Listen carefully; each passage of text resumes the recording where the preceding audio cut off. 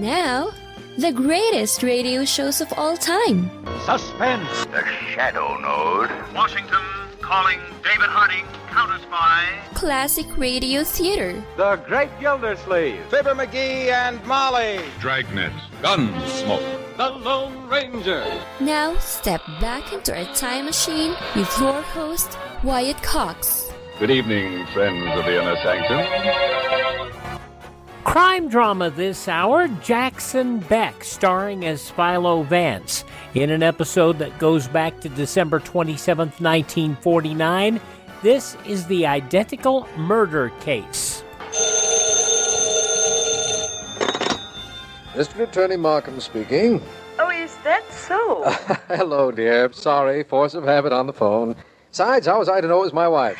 You mean you couldn't tell by my ring? I'm surprised at you.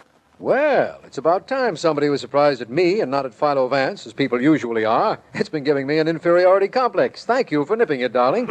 Now, what do you want? Nothing. Just thought perhaps you were working so hard you'd lost track of the time. It's 11:30. It is? Wow, I did lose track of it all right. I had so many things to clear up down here at my office that I... What's the trouble? Someone's at the door, I think. I'll call you back, Edith. All right. But don't work too hard, please. Goodbye. Bye, dear. I'm coming. Hey, what? Thank goodness I found you in. Easy now. Help me. Hey, you're hurt pretty bad. Put your arm around my shoulder. That's it. Now, let's get over to this chair. There. Now, who are you and what happened to you? I've been shot. I'd better call a hospital. You wait right here while I get to the Don't phone. bother, Markham. I'll never live till the ambulance gets here. Hold your head up while... I know. It can't be. My face surprised you, didn't it? I should say it did. You're the image of Philo Vance. I know. That's why they killed me.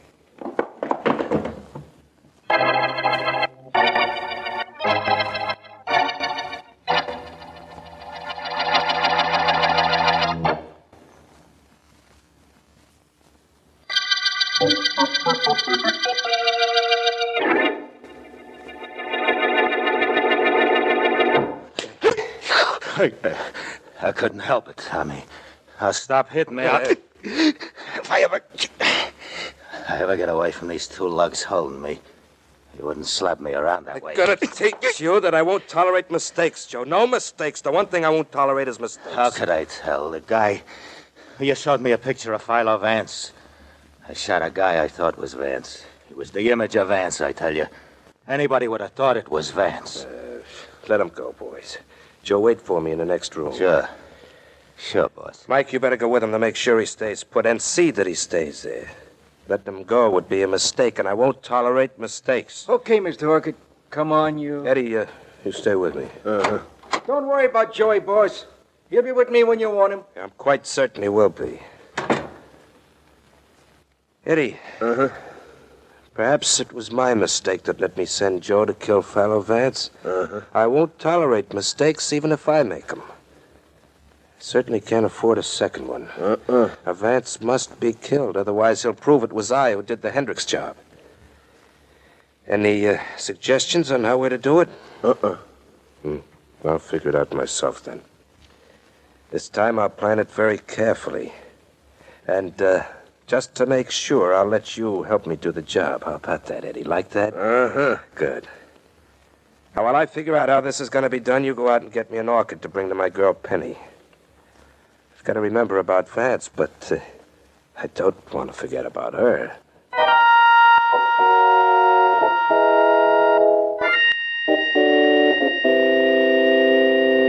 Yes, operator, this is District Attorney Markham, and I'll hold the phone. Hello, Markham. Oh, Vance, where are you? I've been trying all day to reach you. I'm in a little town about 300 miles from the city, Markham. And I think I've got good news. Yes? I've found a young fellow who admits being with Tommy Orchid when Orchid killed that man Hendricks last week. Well, that's fine, but it's not important, Vance. It isn't? Not in view of what's happened here.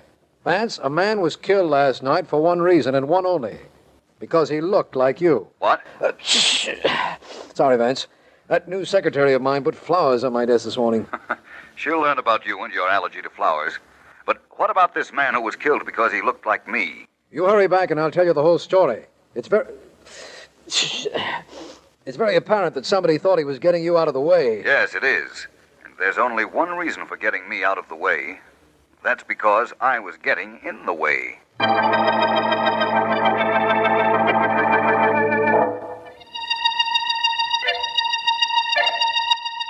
Like the orchid, Penny? It's beautiful, Tommy, but you don't have to bring me one every day. Well, who says I don't? I'm Tommy Orchid, ain't I? I always bring my girl an orchid every day. Believe me, that isn't the fascination you have for me. I could do without orchids. But not without me, huh? But you're not making any mistake, Penny. I don't tolerate mistakes. They're bad for business. Let's forget business for a while, can't we? Yeah, sure, right after we get a little matter out of the way. Ever hear of a man named Philo Vance? Yes, definitely. Think you can handle an assignment that concerns him? Maybe. You better be sure. I don't tolerate any mistakes, Penny. Not even from you.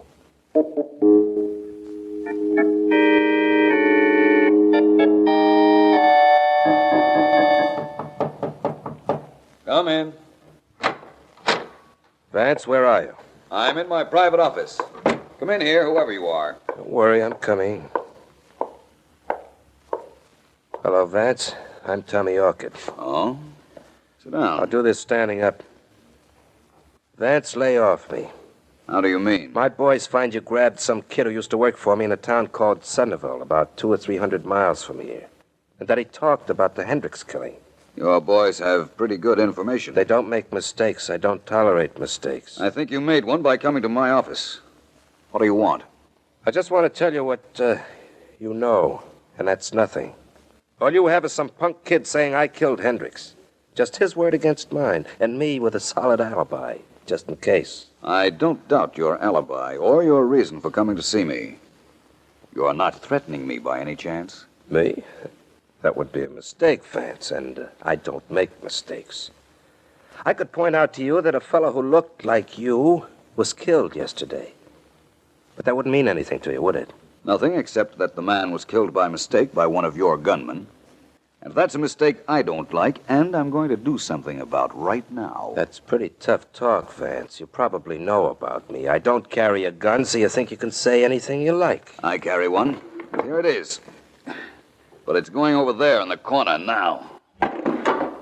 Now, look, Orchid, you had an innocent man killed yesterday. That's your opinion. Can you prove it? I don't need any proof of what's going to happen now. I'm not the law. I don't have to handle you with gloves. I don't think you can handle me at all, and this'll prove it.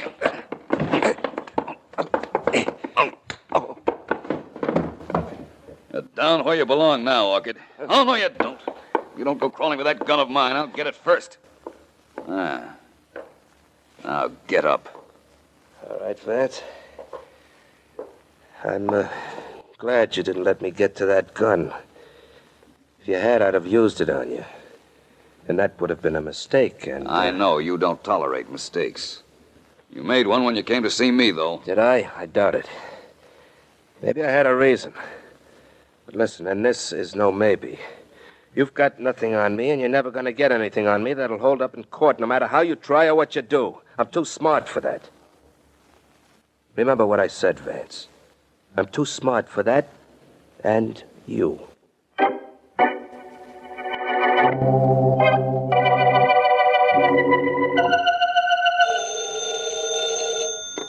Hello. Is this Philo Vance? Yes? My name's Penny Daly. Vance, what would you give to get the real dope on Tommy Orchid? What are you getting for giving it to me? I'm Tommy's girl, and he wants me to do something that concerns you. Only I'm afraid. Of what? If it doesn't work out the way he wants, and it won't from what I've heard of you, he'll kill me. I know he will. Where are you now? In my apartment, 50 Lincoln Boulevard. Stay where you are. I'll be right up, and we can get down to facts.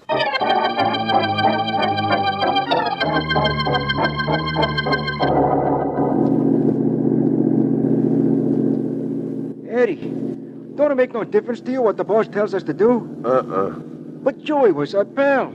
He wanted jobs with us. And Tommy Orchid says to knock him off just 'cause he made one little mistake. And we do it. We do it or we get it? Yeah, I guess that's right. I don't never want to cross Tommy Orchid. That can't be no good. Hey, Eddie. Suppose one of us made a mistake. One of us. And Tommy says you and me's got to get knocked off. Yeah, I wouldn't do that to you. No? No, why should I? You're my pal. Hey, look, Eddie. If Tommy ever says for you to give it to me, you wouldn't do it, would you? Well, you don't have to think about it, do you? What's there to think about? You wouldn't knock me off for no reason just 'cause the boss says so, would you? No? I'd knock you off in a minute, Mike, for no other reason than to keep in practice. Just remember that.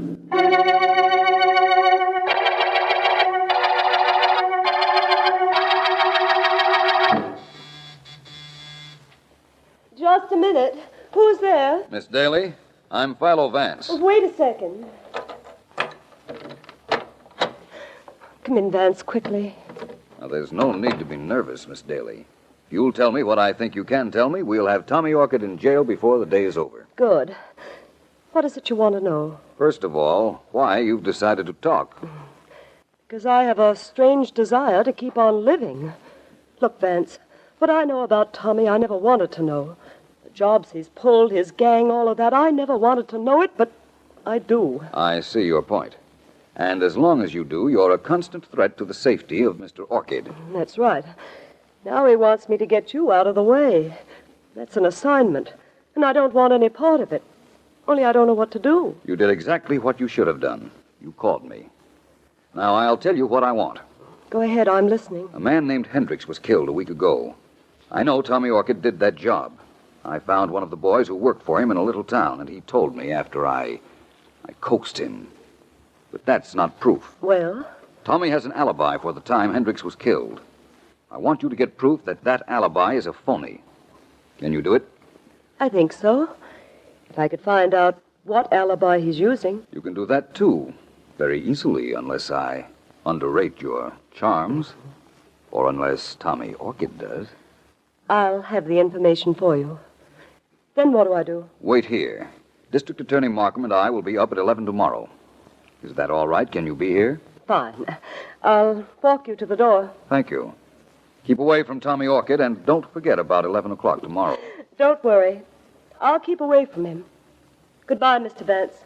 And thanks. Thank you. Goodbye. Goodbye. Okay to come out now, Tommy? Good work, Penny. Very good work. What else did you expect, Tommy? Nothing else. You were very convincing. In fact, you almost convinced me. Hiding in another room is kind of tough when the conversation between two people can mean the chair for a guy. I didn't make any mistake, did I? No. I'm glad you didn't. You know why. Okay, then. What happens now? Now we'll wait until tomorrow morning. Vance and the DA will be here, and you tell Vance where he can find all the evidence he needs to grab me. Where will that be? I trust you, baby, but not that much. Wherever it is, it's the place where Vance won't get any evidence, but where Eddie and I will get him.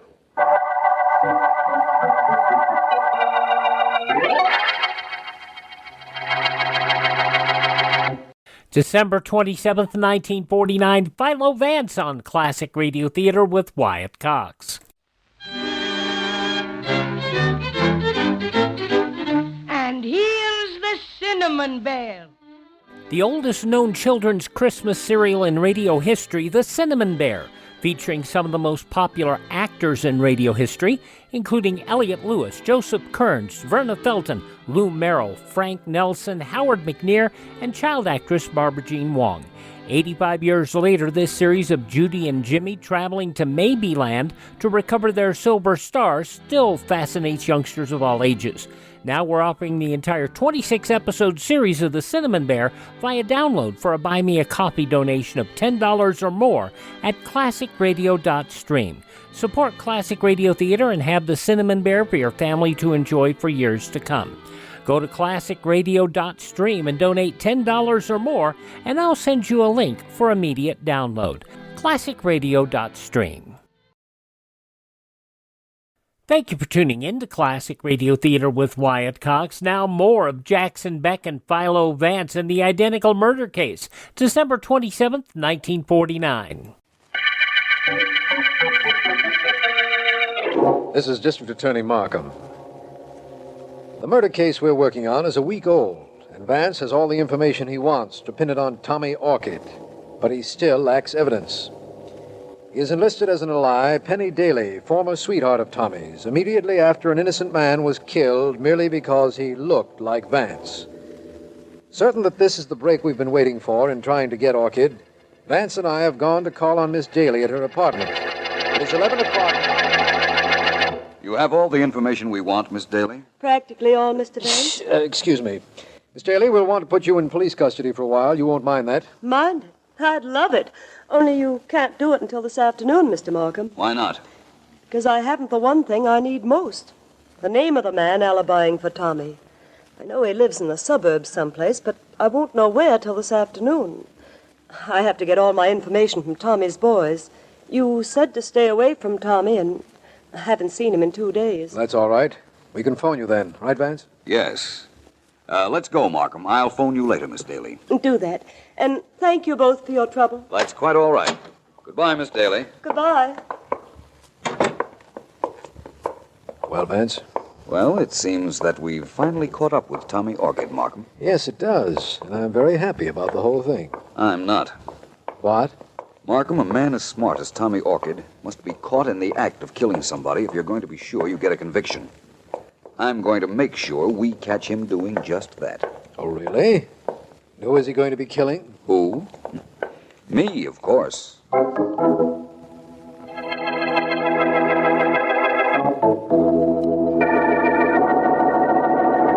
You did a good job, Penny. I'm proud of you. Thanks, Tommy. I was pretty convincing. Vance trusts me completely. What a sap. He's supposed to be smart. We'll take care of him, Eddie. Uh-huh. What makes him so talkative? Tommy, Vance ought to be phoning soon. What do I do then? Now, Penny, you didn't make any mistakes when you talked to Vance and Markham, did you? Tommy. Okay. Just asking, that's all. I want to make sure. I won't tolerate mistakes, you understand that? Anybody works for you understands that, Tommy. I hope so. Oh, get that, Penny. And, for being a good girl, I'll bring you 2 orchids every day. Be quiet now, both of you. Now, I just give Vance that address and tell him what you told me, Tommy, that's all? That's right, but make it convincing. Leave it to me. Hello? This is Philo Vance. Is everything all right? Yes. Vance, listen. Tommy Orchid's worrying about his alibi. That fellow I told you about. Go on. The man's name is Rogers. He has a cabin out by Lake Laura. Tommy's going out to see him tonight. Good. Now you do this. Tell him that I phoned you and said I was going out there earlier. Uh-huh. Tell him I found out about Rogers somehow, and see that Tommy goes out there after me. I think that will be easy. Good. Now, here's something that will be a little more difficult. Tommy will come after me, I'm sure. After he's sure I'm there alone, which I will be. He'll have a gun, but you see that there are no bullets in that gun. Can you do it? Say yes, Penny. Why, yes, I can do it. Don't worry, Vance. Everything will be the way you want it. In that case, Miss Daly, I'm quite certain everything will be the way you want it, too.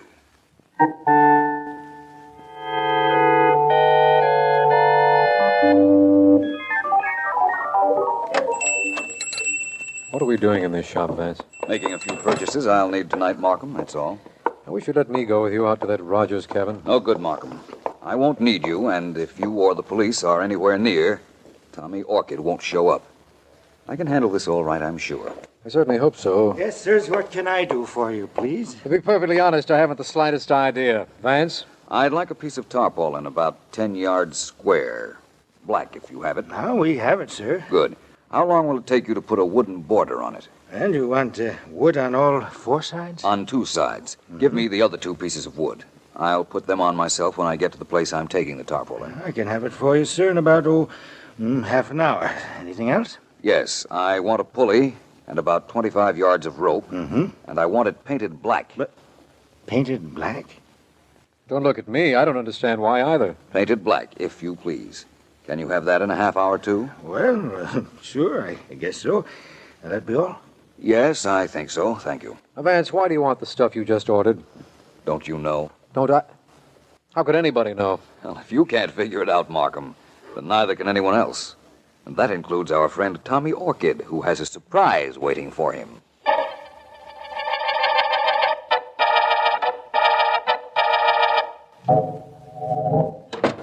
Oh, hi, Eddie. Come on in. Sit down. Uh-huh.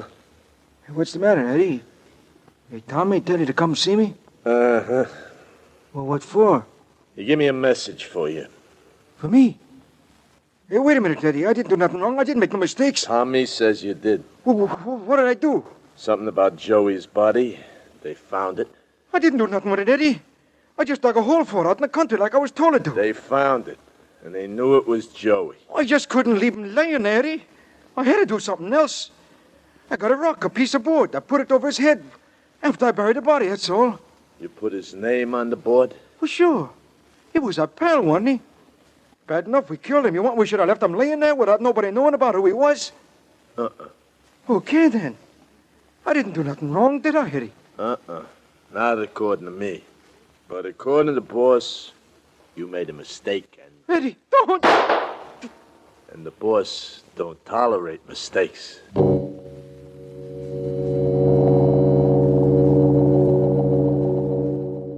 December 27th, 1949, Jackson Beck as Philo Vance here on Classic Radio Theater with Wyatt Cox. The conclusion follows these important messages.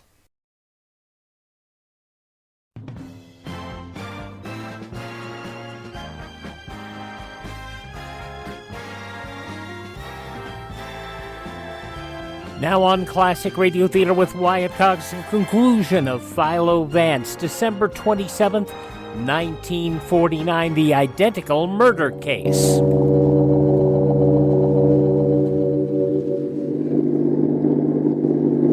Eddie, you did a very fine job on our ex-ally, Mike. Thanks, boss. I hope I can do as well on the assignment I've given myself. The removal of Philo Vance. That's where we're headed for right now, huh? Yeah. We're going to the old Rogers cabin where Mr. Vance is waiting for me. Only, he thinks I'll arrive alone and with my gun unloaded. You planned this good, Mr. Orchid. It was well planned, Eddie. Very well planned. I don't tolerate mistakes, and I definitely won't make them myself. What happens if this Philo Vance ain't right there waiting for us like a sitting duck? Eddie, listen. As far as he knows, my girlfriend Penny's working with him. She put on a good act, a great act. It would have convinced me. It certainly convinced Philo Vance that she was double-crossing me. We've got to get rid of him before he proves definitely that I killed Hendricks. This is my chance to do just that. Now, the Rogers cabin is miles from the nearest town. Nobody will hear me kill Vance. Nobody will see me remove the body. All right, step on it, Eddie. I'm in a hurry to get this over with.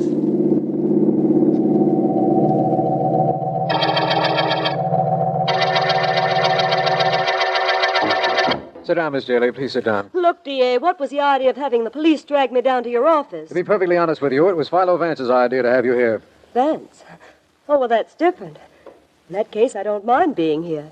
I'm working with Vance, you know that. Yes, Vance said you were very helpful. Oh, well, did Vance say what he wanted me here for? No, he said he'd tell you when he got back from the cabin of someone named Rogers. He told you he'd tell me when he got back, eh? Yes. I'm liable to have a very long wait.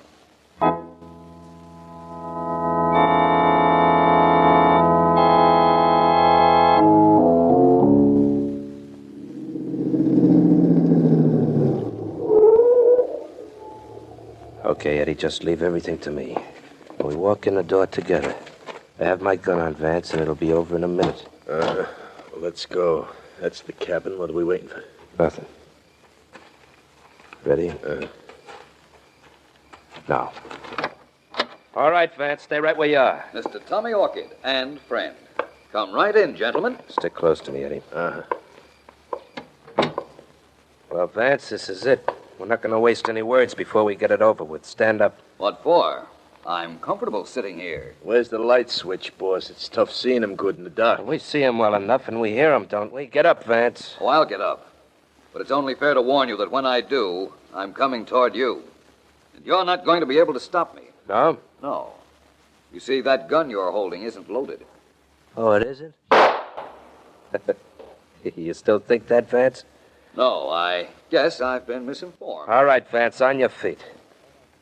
That's good. Walk toward me, slowly. If you say so. Hey, Eddie, what's wrong? I don't know. We're covered with some kind of cloth. Shoot your way out, boys. That won't do us any good. No, it won't, gentlemen. And this little tap on the heads that you're going to get won't do you any good either.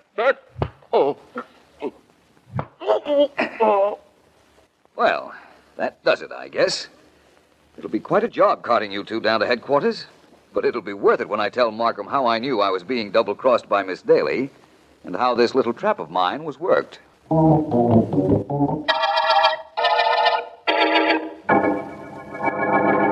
Markham, you remember the tarpaulin and black rope I bought in that store? Yes, you had the rope painted black, didn't you, Vance? That's right. Well, when I got to the Rogers cabin, I strung that tarpaulin up to the ceiling with a pulley, carried the rope down to the floor, and kept my foot on it. Oh, I see. When Tommy Orchid and his gunmen came in and ordered you to walk toward them, naturally, your foot came off the rope and the tarpaulin came down from the ceiling and over their heads. Exactly. I made sure the cabin was dark enough so the trick would work. One thing I still don't know, though, Vance.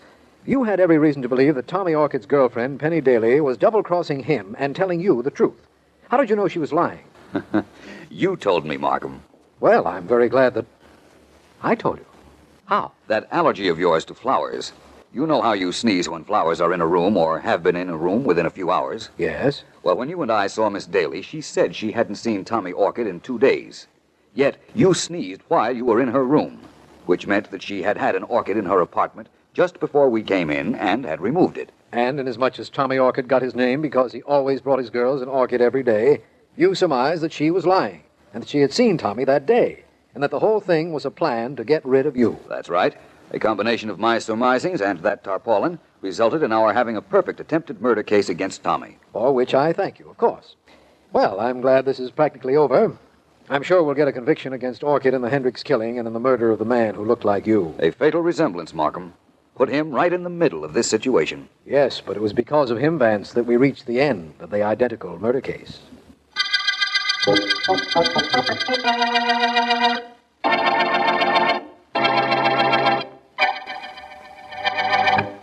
December 27th, 1949, Philo Vance on Classic Radio Theater with Wyatt Cox.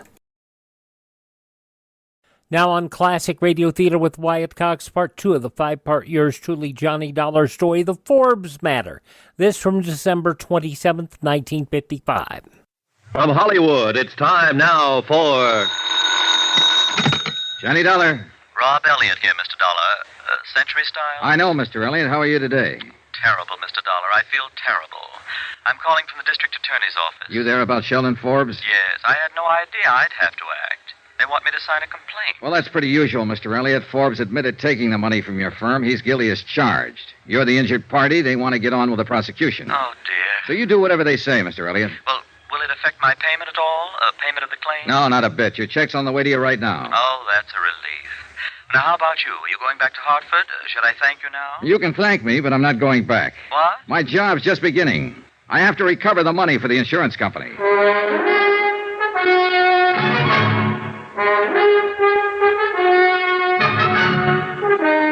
Tonight and every weekday night, Bob Bailey in the transcribed adventures of the man with the action-packed expense account, America's fabulous freelance insurance investigator. Yours truly, Johnny Dollar.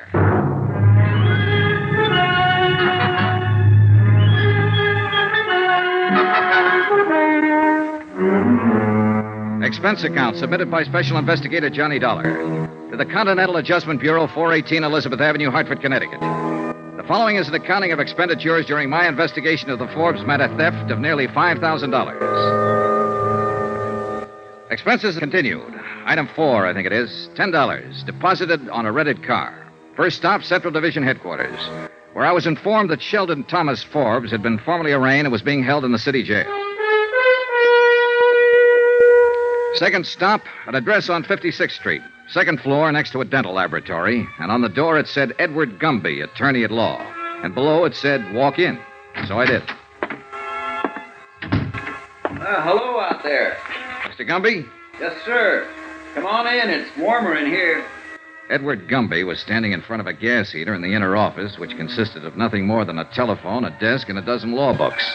He was a medium-sized man, about 40 or so, a little tired, a little seedy, but he had a nice grin. Dollar? Dollar? Yeah, that's right, Mr. Gumby. You don't know me. I'm with Continental Adjustment Bureau, representing Delaware Eastern Liability in this Forbes matter. Oh, yes, of course. Understand you're representing Sheldon Forbes, is that right? Well, I don't know whether it is or not, Mr. Dollar. I happened to be in magistrate's court this morning when Forbes was arraigned. I took him on because he didn't have counsel and the court appointed me. I don't know whether he took me on or not. Sit down. Oh, thanks. New York is the coldest city in the world. Absolutely the coldest when it's cold. Yeah, it sure is. Look, I don't want to take up a lot of your time, Mr. Gumby. Time? I've got time, boy. That's all I've got. What's on your mind? Your client, mostly. He's admitted guilt, but of course we're interested in recovering the money he stole. $4,285. Yeah. Well, I can't blame your company for that. Well, prosecution could probably be stopped if we made recovery. Sure. I thought I'd tell you this in case you had any influence on Forbes. Well, I appreciate that, Mr. Dollar. It's very understandable. But as I say, I was court appointed. I really haven't talked to him yet. So I'll have to confess I don't have any influence with him at all yet. Struck me as a nice sort of chap. Mm-hmm. Don't quite get it myself. Probably an explanation for it. Married once, I understand, and widowed right after the war. He worked for Century Styles about 5 years. Have you talked to the police yet? No. I understand they're going to work on it today. Maybe they'll have a little more information for you about the recovery.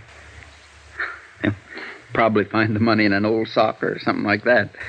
That's the way these things generally run, you know. I agreed with Mr. Gumby.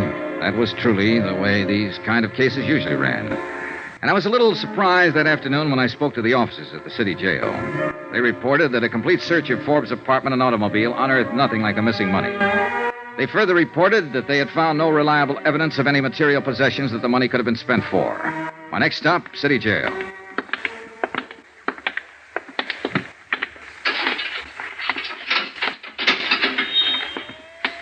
He won't tell you anything. Kept his trap shut all the time he's been in here. As far as we've been able to find out, no previous record, no background. We're checking his prints with Washington. I don't know about this one. You know, ex-cop-wise. Know what I mean? Won't give a police officer the time of day. That means he could have been in before. On the other hand, it could mean he's just scared. That, too. Well...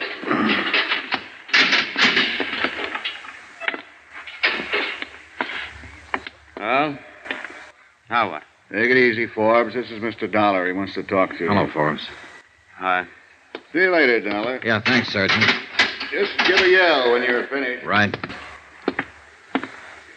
They treating you okay? Swell. What do you want? I want to talk to you. Well, I don't want to talk to you. I don't want to talk to anybody. Why not? I just don't want to see anybody. That's all. Now, you're acting like a baby, Forbes. You'll have to talk to somebody. Don't lecture me, Mr. Insurance Investigator. I've had all the lectures I want.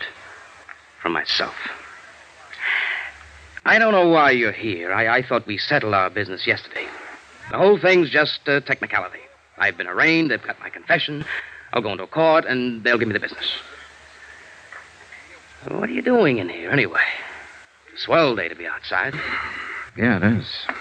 Want to smoke? Oh, thanks.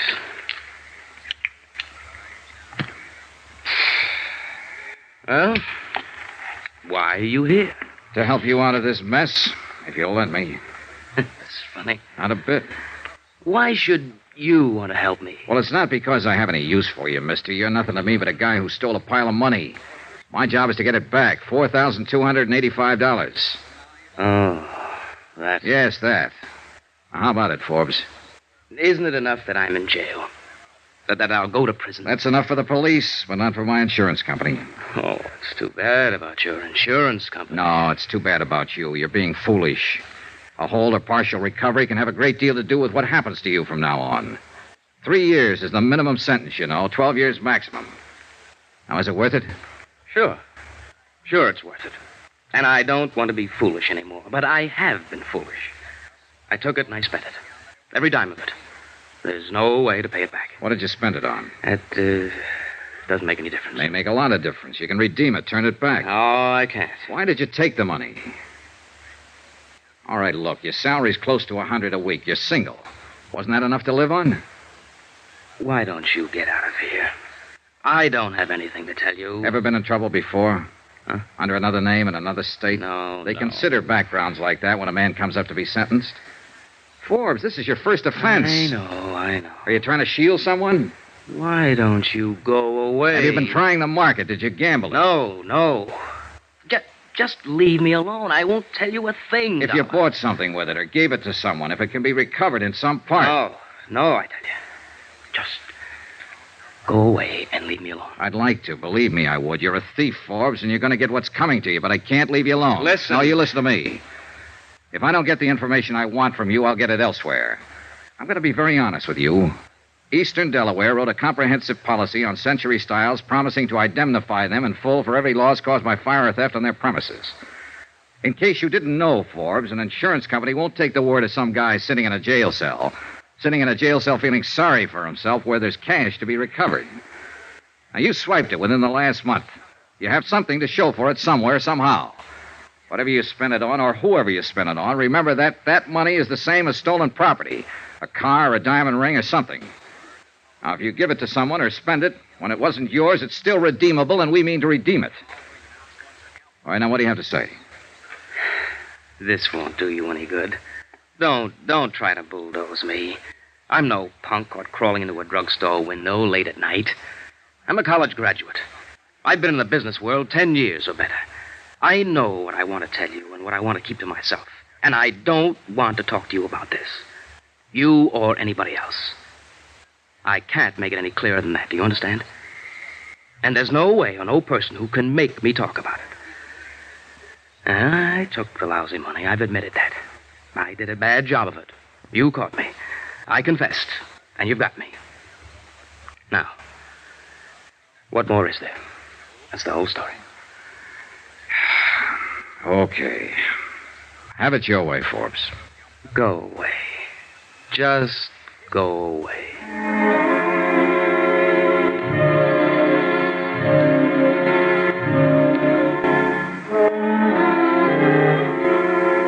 On my way out, I saw his attorney, Edward Gumby, on his way in to see Forbes. I waited around the sergeant's desk. Accidentally, on purpose, I glanced at the admitted visitors register. Only 2 people had contacted Forbes since his arrest, Gumby and myself. That struck me as odd. A glance at his folder named no close relatives, named no one, in fact. I was thinking about that when Gumby came out from his visit. Gumby looked worn out. Hiya. Hi.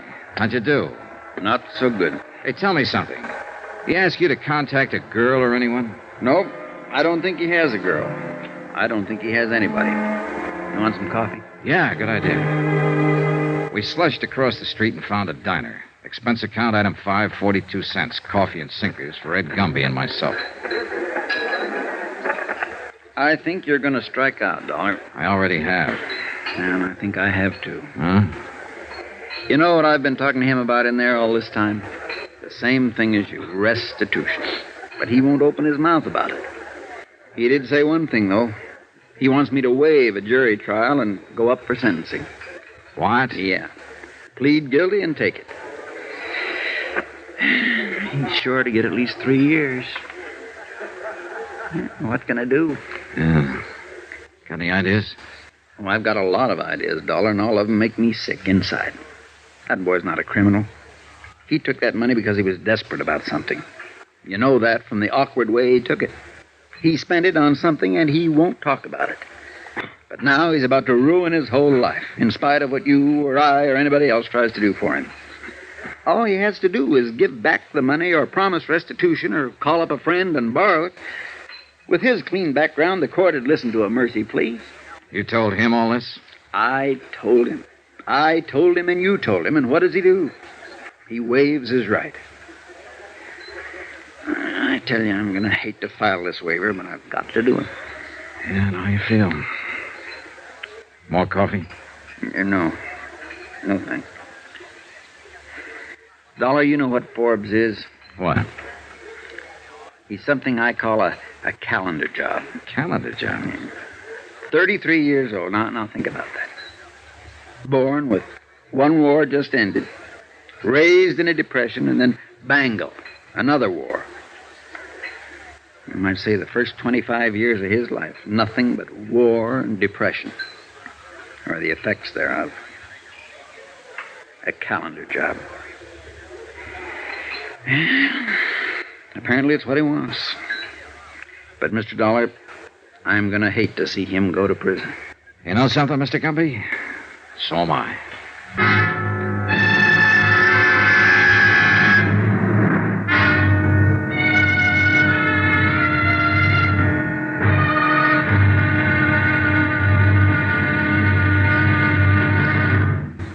There'll be another intriguing episode in our story of the Forbes Matter tomorrow. Tomorrow, a sudden twist in the case that throws all the usual theories right out the window. The unexpected. Join us, won't you? Yours truly, Johnny Dollar.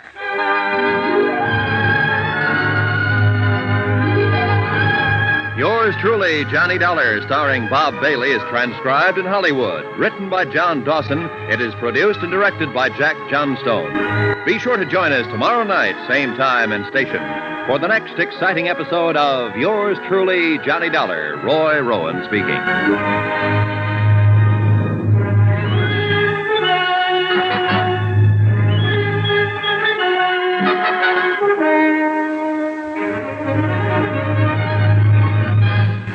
December 27th, 1955. Yours truly, Johnny Dollar, here on Classic Radio Theater with Wyatt Cox.